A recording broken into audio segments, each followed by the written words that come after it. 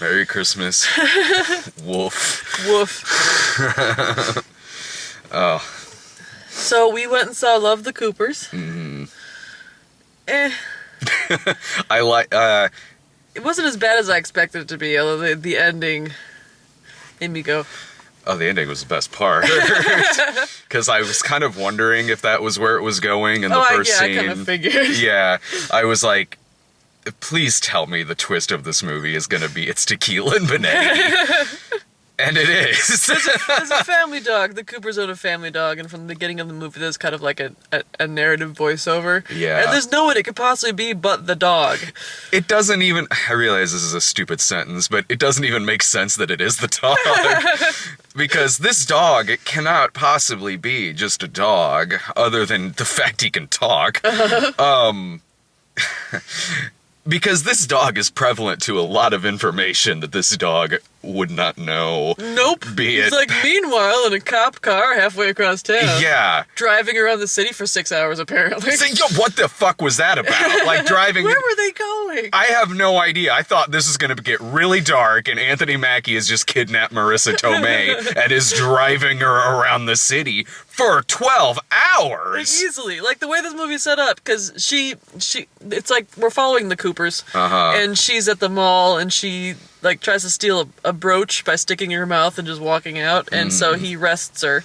And that happens around the same time that, not Evangeline Lilly, what's her name?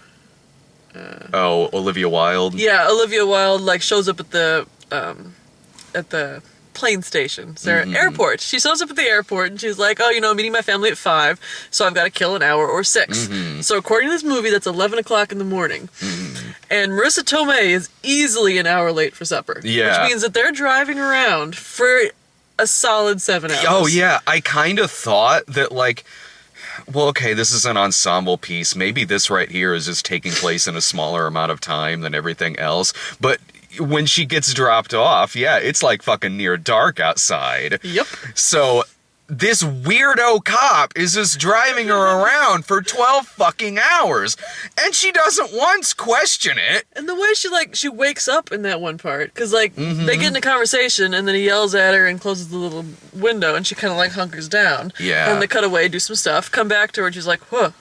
So you have to imagine she fell asleep in the back seat, and he's like, oh, she's asleep. I'd better keep driving around Yeah. aimlessly. That way she'll learn her lesson. Yes. Never stick a brooch in your mouth on Christmas Eve, or Anthony Mackie will drive you around for 12 hours in a car. The sentiment I have about this movie, well, not really, but there was a guy in the bathroom after the movie was over, and it sounded like some older dude, and he ran into somebody in there that he knew who was coming out of The Martian, and the guy who was at The Martian was like, oh man, what were you here seeing? And the guy was like, oh, I don't know. Like, I don't know the name of it. Some Christmas thing. Cooper's something. This is alright. I disagree with that. I didn't think this was alright. I thought it was actually pretty unsufferable to sit through for most of it. Except when the dog talked at the end. There was, for me, there was some pretty funny parts, and this is not my kind of movie. We discussed this when you asked me to go see it. I'm like, sure, I don't really watch this kind of movie. There's just nothing else out this weekend. Irving and I, in like fucking an hour, Irving and I are going to something that's been out for a month. No, this kind of movie, when done well, this kind of movie is perfectly fine. But I feel like this movie comes out every fucking year. Well, they keep trying to do Love Actually again. But between Love Actually, or in this case, like a holiday version of the Royal Tenenbaums, between I can see that. Like, they were kind of getting a little Wes Anderson-y with quite a bit with the narration. The narration is not unlike Alec Baldwin's narration. The narration and, like, the weird shots of, like, just, like, 3 identical people sitting against a wall with 3 identical pictures above them. Yeah, and, like... It's like, how cute do you think you are, movie? The twins, like, laughing at something on the laptop, and then it cuts to whoever was Olivia Wilde watching them going like, well, now that's just precious. I'm like, really? Then why did you film it creepy? Or random special effects in the movie. Like, It was at this point when she just felt shattered. Turns to ice and just... What was the part where someone exploded? It was that kid, wasn't it? Was it? Maybe? Which kid? The kid The who... older kid, the one with the giant zit on his chin. Oh, okay. Although I did enjoy, like, portraying a teenager with actual acne, because Mm-hmm. you rarely see that in movies. Yeah. Yeah, the teenage kid in the movie's got a thing going with the girl who works at the mall, and when they have their first French kiss, or first kiss, that's just awkward, the narration comes in to say, like, old Bob, the mall cop, at first was disgusted by this kiss that he saw, but then he remembered his kisses from the past. That the dog knows about this for some reason. Like, at least Tequila only knows information that Tequila is privy to. Yes, let's hold this movie to the standards of Tequila. I am! Those are some high fucking standards. Oh, that's cold, B. That's cold, Father Christmas. Yeah, so I'm thinking, like, is the dog God at the end of this who knows every plot line and every past? But then, when the dog is looking out the window at the end to other dogs from other families, I'm like, well, okay, well, maybe, like... It is like some sort of all-knowing dog network. all-knowing There's dog, a dog in the mall that was watching that take Yeah. place and beaming it telepathically to Steve Martin dog. I kind of thought that's where it might be going. As silly as it is, that's the only explanation that makes sense. Or, as that guy who you overheard outside the theater say... Oh, yeah. While I was waiting for Brad, some guy walked by and he said, and I quote, "Scientifically speaking, it's more believable than Star Wars." And probably he was talking about The Martian, but I think he was talking about this movie, because even talking dogs, notwithstanding, it is more believable than Star Wars. Yeah, I guess. And really, like, it occurs to me right this second, but do you remember when Olivia Wilde and her imaginary boyfriend were talking at the airport? And he's talking about how, evolution can't be true because if monkeys evolved into people, how Yeah. are there still monkeys? And she said, "My dog asked me that same question about wolves." So they know the dog can talk. So the dog's been talking to her directly. Man, this... It was foreshadowing and I didn't even realize it. I spent like half of this movie being like, when is this shit gonna be over? But then when it ended with the talking dog and then that, now I'm like, now I wish it was a half hour longer, just so I could know more information about the talking dog. And if it actually ended like... Because you just hear the dog's thoughts, but if it did end when he says "Merry Christmas, Wolf," if his mouth was like CGI dog talking, Merry Christmas. I would have recommended this movie. And I spent 99% of the time hating this movie. But if it ended with dog looking at the camera and speaking to us, like he's talking to the fucking son of Sam. Like he's in the shower washing his hair, like, the movie's Yeah. over, go home. Yeah. I would have been like, you know what? You'll have a terrible time through a majority of this film. Watch this movie for the last 30 seconds. Yeah. But you have to see the whole movie, because then you won't appreciate the last 30 seconds. My problem is that I really love Christmas. Like, I know it's not cool to love Christmas, but I love Christmas. It's not cool to love Christmas? Apparently, it's like, most people I talk to are like, I hate Christmas. Christmas decorations, I hate my family. Like, I Well, like that's decorations. just because I talk to Brian a lot. They're pretty, I like my family, I like hanging out with them, I like presents. And So, the like, hot cocoa. yeah, fuck empty yeah, the hot cup. cocoa. The hot hams and the hot fams. With the richest of butter. And the biggest of birds. Hell yeah, I sit there with my Christmas sweater, talking to my one black friend.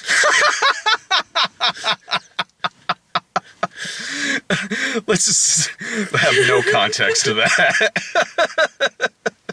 If you don't know what I'm talking about, you're welcome. No, I like Christmas. So, like, movies that are, like, Christmas themed like that, I tend to be a sucker for. Like, I was thinking in the theater, as this movie was starting, you know what I haven't watched in a while is While You Were Sleeping. And that movie's objectively terrible. But it's Christmassy and it's got Bill Pullman in it, so I'll watch it a million times. Yeah. So, like, this movie I did not find it insufferable, and that it got me in parts, especially Alan Arkin. Well, he was good. The thing about an ensemble cast like this, especially an ensemble cast of people who are pretty talented, is that even if you're disliking a majority of it, there'll at least be a couple of things there that are fine. Alan Arkin being one of them. The other...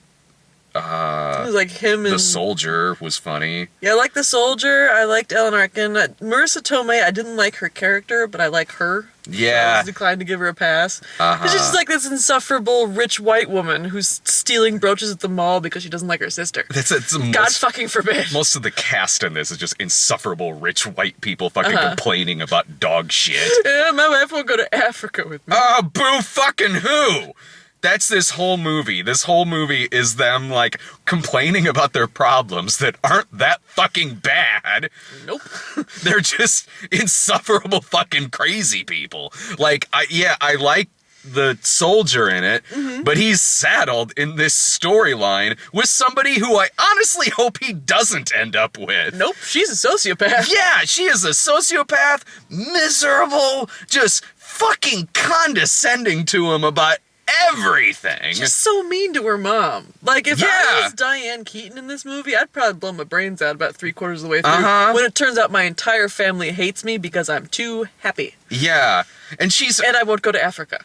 They hate her because she's perfectly normal. Yeah, they hate her because she's normal. They hate her because she's happy. They hate her because she feels sorry for them when bad things happen to them. Ooh, her mom's probably gonna have a problem with her. They hate her face and tell her to her face that they hate her face. Yeah, you're making that face again. First of all, she really wasn't making a face. She was just like making a face one would expect when one found out that their daughter's fiance just walked out the door. Yeah, or finding out that your daughter is having an affair with a married doctor when at that time you still think that she's engaged, you're probably not going to be that happy in that situation. And you're going to make a face to reflect that fact. Yeah, especially when this is happening when your father has just had a stroke, which they honestly seem to be relatively fine with by the end of this movie, when they break out in a dancing number at the end. Like, no one stayed to set with him. He just got up. They got kicked out because they wouldn't stop bickering in his fucking room. But, like, normally when a really old guy ends up with a really young girl, it annoys me, but I kind of liked him and Amanda Seyfried's sort of kind of romance in this movie, to the extent that I didn't agree with them making out like she was going to end up with... Ed Helms. Yeah, Ed Helms at the end. Because it's like, you have a sort of romance going on with this guy's father, and you like him because he has his same smile. That to me is creepy. The fact that this like lonely waitress and this retired teacher ended up bonding over old movies. Yeah. And, you know, developing a thing. Like, they weren't like making out or anything.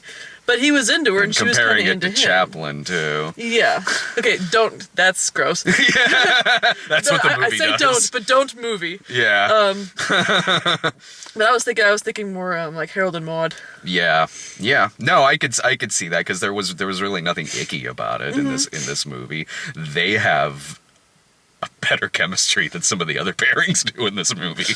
Honestly, they do, and I liked Ed Helms in this. I honestly wished he had played Rusty Griswold like he plays the character in this movie. Yeah, with a little more pathos. Well, honestly, that even makes more sense because in the other, not to bring this piece of shit up again, but in the other vacation movies, Rusty is like how he is in this movie. Not some bumbling idiot that they made him in that fucking movie that came out a couple months ago. So I liked liking Ed Helms in a movie again. That was nice. Yeah. Although, you know, him and his ex-wife and his... Alex Borstein. Mom and his dad all enjoyed watching two teenagers make out way more than I was comfortable with. What is with all the dry humping at the end of this movie? Because, like, the two teenagers start dry humping. And then John Goodman and Diane Keaton decide they're going to get back together, so they start dry humping. And they're just, like, in a hospital waiting room, and the rest of their family are watching them do this, like, yeah, it's Christmas. Yeah, like, isn't that adorable? No, it's gross. They're gonna be teen parents. Like we were. And we know how well that ended up. Yes, and then, like, Diane Keaton and John Goodman start dry humping again, and they're watching this happen. Meanwhile, as we mentioned earlier about them dancing at the end, this is in the waiting room at the hospital. As far as they know, their dad hasn't yet woken up from his stroke. Yeah. Let's dry hump. It's supposed to be funny, and it's not, even though the drunk audience thought it was. That audience was adorable. Yeah, they were. It wasn't, but this audience was less, they're just simply enjoying a comedy that I don't really like all that much. This was more like they seemed really drunk. They did seem pretty drunk, now that you mention it, but they weren't being annoying. They were just laughing at the parts of the movie you would expect them to laugh at. And a couple where I don't think you were supposed to be laughing at, honestly. Well, I laughed at a couple of those. I don't think I did, because I'm pretty sure I was supposed to laugh at the talking dog. The movie probably got a couple of chuckles out of me, like the little girl calling him a dick. Well, she was doing an impression of her mom.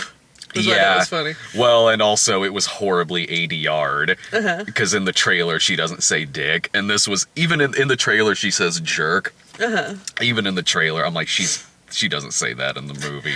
And honestly, that's really distracting when that happens, because when that does happen in the movie, you're instantly taken out of it, because you remember what it was in the trailer. But at least in this case, I was kind of prepared for it, because I knew that could not have been the line that she says in the movie. Like, what was this rated?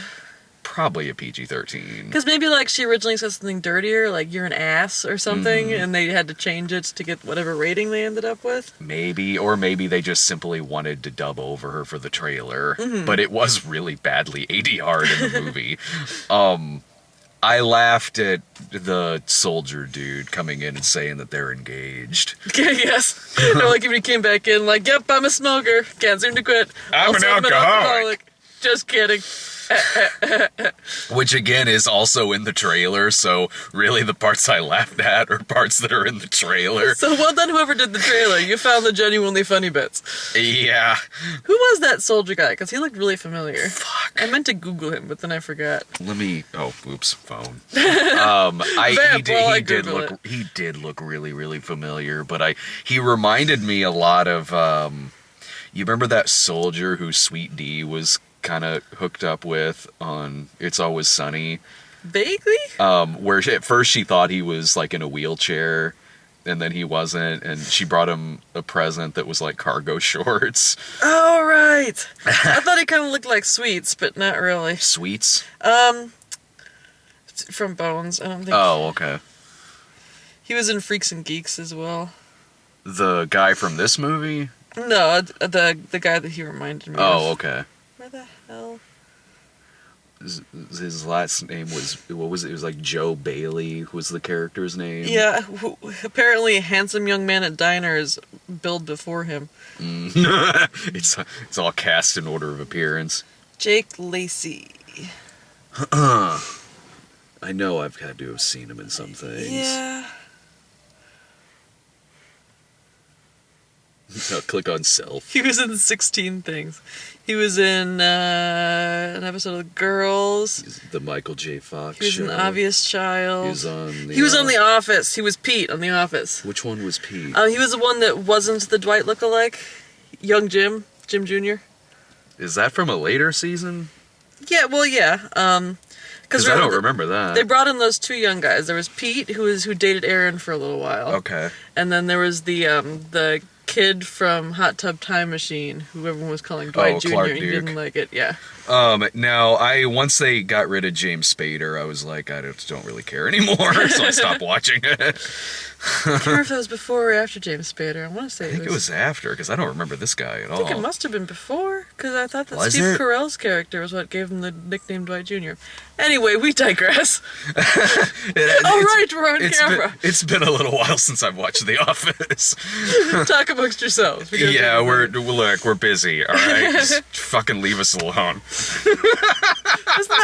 This movie it's like if your mom decides she wants to go see it, go but expect to walk out feeling super guilty because everyone's so mean to the mom in this movie. Everyone's just unpleasant in general in this. It's just unpleasant people just arguing and bickering with each other about fucking bullshit. It's just, like I said, like it feels like this movie comes out like every year, whether it's this or whether it's This Is Where You Leave Me or The Family Stone, or, and not saying that all of them are bad, some of them can be fine.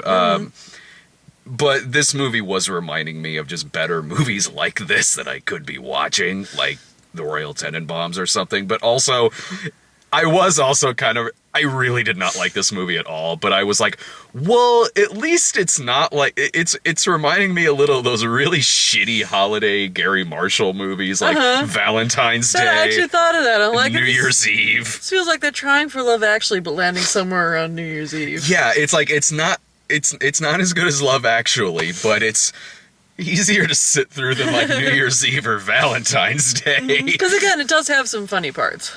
A couple, not enough for me to, enough for me to be like, well, if it's the holidays and it's on TV, it sucks. This is the only holiday movie that you're watching, I guess. But Go around while you were sleeping. it could, yeah, like you could be watching worse things, but. I'm hard pressed to think of any of the parts that made me laugh because they were all like the weird little throwaway lines, you know? Oh, like what? I just remember hearing you sigh a lot and going like this a couple of times. Yeah, I can't even remember what I was going like this I remember. for. It was when Olivia Wilde said to Soldier, "You're like my Clarence." And you'd come to rescue my wonderful life. Fuck like, off. Why? You were having a normal person conversation up until that moment. Most of their, well, I get that wasn't as bad as most of their conversations where she's just belittling his religious and political beliefs out of nowhere. Yeah, or like when they're on the bus, just like saying secrets out loud to each other in a crowded bus. Yeah. Like if I was talking to a friend and we were trying to have that conversation, I'd still be fucked. I feel like she should have ended up with the doctor. No, that doctor was gross. Let me show you what I got you for Christmas. It's a supply closet. Well, but she didn't let him finish. Okay. Maybe he had flowers in there. Or maybe he was giving her like a hookup on some sweet drugs. I got you a box of tongue depressants. See? He's all right. I wrote I love you on each one. Except this one I accidentally wrote I love my wife. So just So I feel like they should end up together. They're both terrible people. they are both terrible people. No, I can't recommend seeing this in the theater. Like, maybe if it's on late at night on TV and Grandma wants to watch it, sure. Yeah, if Grandma wants to watch it, try to talk her into going to see Moby Dick instead. Or whatever the Moby Dick Oh, In the movie. Heart of the Sea. Yes. Oh, yeah, we got 20 trailers in We front of did! this. Shall we discuss them? Yeah. I didn't bring my pen this time, so I actually wrote them. I texted them to you on my phone. Because I was going to There's save like them as a 8 of draft, them. but it's a new phone, so I was worried I'd lose them. So I'm like, I'll just send it to Brad, because he's Yeah. right here. Okay, Secret in Their Eyes. Fuck. don't- Oh, that's the Julia Roberts right. one with. Where she's like, her daughter got murdered by a serial Yeah. killer, and she's trying to track it down. That looks intense. It does look good, but I love the placement of that trailer at this movie because like it's doing the now let's go over the rules, people, like AMC thing at the beginning. But this is Love the Coopers is a comedy, so it's more like the They're doing, like, a whimsical, zany happy, one. zany one. And then the first trailer we get just immediately dead kid. That got a good laugh out of me. Well, it's because they Merry figured Christmas. there's a mother-daughter relationship in this movie, Yeah. and there's a mother-daughter relationship in Secret in Their Eyes, so that's how they're tied together. Yeah, it's for the same audience. And then the next preview was Daddy's Home. At least I actually laughed a couple of times in this trailer. I didn't. I was watching it like this. No, That- I agree. I think it's gonna be dog shit. It is. Oh my god. But like there was I'm hard pressed to think of what I did smile at. Fuck, I can't even remember honestly. But at least in this trailer, there were a couple of. Was it when they were telling the bedtime story to the kids with thinly veiled references to their penises? No, it was more like I think it was just a couple. I of remember Wahlbergs exactly what it was. It was when the kid walked up and she's like, you know, is Bruce dead? And Mark Wahlberg says That. well, we should probably prepare ourselves for that eventuality, honey. Yeah, I kind of smiled at that because I think this movie looks terrible, but I do love some Wahlberg comedy delivery. He's good, but this movie looks so bad. No, it honestly, it looks like one that I'll probably be at by myself because it comes out on Christmas. It comes out on Christmas, and it seems like Christmas and Thanksgiving, it's usually just me at the theater seeing like 4 movies. This looks like it'll probably be one of those situations. Well, we'll be in town this Thanksgiving, so maybe we can Nice. come to one of them with you. Yes. Big Fat Greek Wedding 2, which That is a neither of thing us I did not know was had happening. any idea. When is it coming out? I didn't even notice. March, I think. Okay. Did you see the first one? Yeah, like They're good? I remember watching it like with my grandma and aunt, and they really liked it. So I remember thinking it wasn't insufferable. What is it? How long ago did that come out? Did that come It out? had to have been a while ago, since apparently the big fat Greek bride is married in this movie and has a daughter old enough to be in high school. Yeah, I was like, has it seriously been that long? So unless they're gonna do like the near future stuff that they did in the last season of Parks and Recreation. Yeah.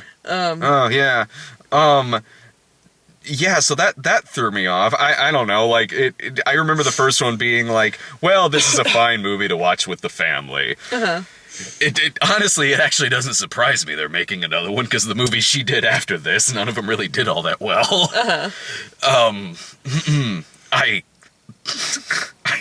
I don't know if this movie will be any good, but maybe it'll be better than that short-lived sitcom that they made based off of it. Oh, I forgot about that. My Big Fat Greek Life. The Fifth Wave, which is the first time I've seen this preview. It was what, Chloe Moretz? Yeah, Chloe Moretz. And she's like Divergent. aliens. Yeah, it's kind of like the host, almost. It's the host with little Hunger Games thrown in there. It's like I think the she might host be Divergent. Plus the plagues of Egypt. And also plus a little Divergence. District 9, too. And some 40 Days Later, Yeah. maybe, since they've got the kids at like a boot camp, and there seems to be like some sort of evil 40 Days general. Later, what was No, that? sorry, 40 Days. The one where the guy was in a coma and he woke up and the zombies ate Oh, everybody? 20 Days Later. Yes, thank you. Oh. 40, you know the one where Josh, what's his So face? 40 Days, 40 Nights? Can't have sex for 40 days, and like That would be all the ladies keep coming and licking his face. that would be amazing if this shared the same continuity as 40 Yeah, Days, 40 Try not to have Nights. sex for 40 days while zombies are eating everyone. It's coming out in January, so I don't have high hopes. Apparently it's based on a hit book, so Oh, maybe you I'll read the hit book and see. Tell that by looking at the trailer. Anymore they don't even have to put based on the best-selling novel. You can just kind of tell anymore. Yeah. The Road Chip. I will say, this is the first Alvin and the Chipmunks preview where I actually could glean the plot of the movie from the preview. No, I could, and it just made me feel really sad that Tony Hale's being wasted in this. Who's Tony Hale? He's on Arrested Development. I think he's on Veep too. He's like the villain in this, the bald guy who's chasing them. Oh, okay. Yeah.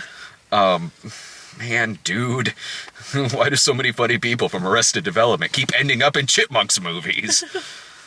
You know what? Like, I wish what they did was just literally take the same script to Magic Mike XXL and make it Chipmunks.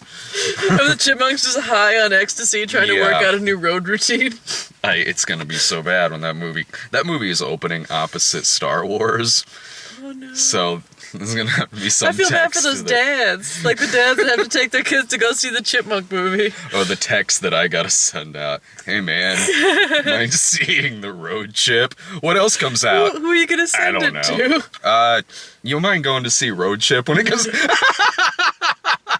Oh, goodbye forever. Probably Irving, honestly, because usually He's got to wait to watch it with Shy. probably yeah. So So it's just Irving by himself. honestly, in the Chipmunk movie. I'll probably be at both. I'm sure I can squeeze in a screening of both movies. In the Heart of the Sea, Oh, that doesn't look bad. I first got a trailer for that like a year ago. Yeah, they've been building up to it. Well, That's it was Chris Hemsworth. Yeah, and it was supposed to come out last year, but I don't know why it got delayed, but they wanted to delay it to awards season. Uh-huh. It looks like it might be intense. I mean, nothing's going to beat Barry Bostwick and Moby Dick 2010. It is difficult to beat Barry Bostwick. Yeah. And his robot leg. Yes. Allegiant. I feel like we just saw that movie. We like did. 2 months ago. We just watched, whatever the middle one was called. Insurgent. Yes. The one thing that I liked about this trailer is that it just said Allegiant and not Allegiant Part 1. That is what I liked. That is true. That's what I liked about Which, this. yeah, we're going to that next week, aren't we? Yeah, that's next Thursday. There aren't going to be any pretty dresses in it, so I'm not... Don't spoil it for me. All the pretty dresses are saved for Allegiant. All the pretty dresses are saved for Alice in Wonderland the second. Oh, fuck that shit. We were talking about it at Penn Station earlier, and the only things I remember from the first movie are the futterwacking, Yeah. Anne Hathaway looking super pretty, and the awesome dresses they had on Alice. I just remember the futterwacking and hate. That's all I remember about that movie. I do remember hating it, but I also remember loving her dresses. So at least, that'll be fun. And then The Choice, which I don't have to worry about. Wait, it's a David Bryan movie. It is a David Bryan movie. And I'm pretty sure we got the trailer for that because it's got the same dog in it from Love Yeah, the at the end, I was Coopers. actually going to make that joke. I was going to lean over and say, no, he's going to go next door and impregnate the lady's dog. Yeah. Because, like, the Choice, I don't know if he's running out of ideas or what, but, like, the guy's dog goes next door and impregnates the lady's dog, and so they meet, and they're all like, oh, I'm bothered by you. And then their friends are like, you're in trouble, girlfriend. And so then they fall in love, but it turns out she's got a boyfriend. But you love this other guy. Mom, whose side are you on? Well, the side of love, darling. Side of love and plot development. I'm just happy Beethoven's made a comeback. It's about fucking time. If Charles Grodin shows up in this movie, I will come back and watch it twice. If Charles Grodin is in The Choice, I will go see it with David Bryan. Man, I got ketchup all over my cummerbund. That's my Charles Grodin. Thank you. Mine is right before King Kong steps on him in King Kong 76. Just It's amazing. So good. Well, I kill a little bit of time, I guess, before Irving shows up so we can go see Bridge of Spies. you guys have fun. Practically the same movie as Love the Coopers, I'm sure. Oh yeah. At least it's 40 minutes longer. I'm sure there's like a bridge and some spies. And it's got spies and then some Tom The Hanks. bridge is made out of spies. Well, next week is Mockingjay Part 2 and The Night Before. Yeah, which I'm bummed that I'm missing. I know, me too. I really do want to see that. It looks funny. See you next week.